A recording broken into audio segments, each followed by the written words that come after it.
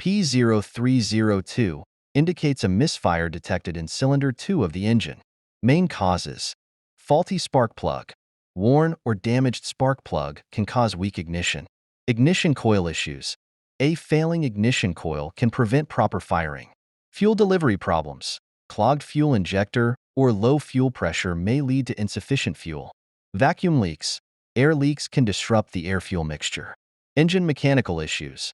Problems like low compression in cylinder 2 can affect performance. Solutions: inspect and replace spark plug. Check for wear and replace if necessary. Test ignition coil. Swap with a functioning cylinder to isolate the issue.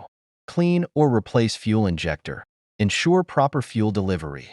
Check for vacuum leaks. Inspect hoses and intake manifold for leaks. Perform compression test. Assess cylinder health and address any mechanical issues. Conclusion: regular maintenance and prompt diagnosis of P0302 can prevent further engine damage.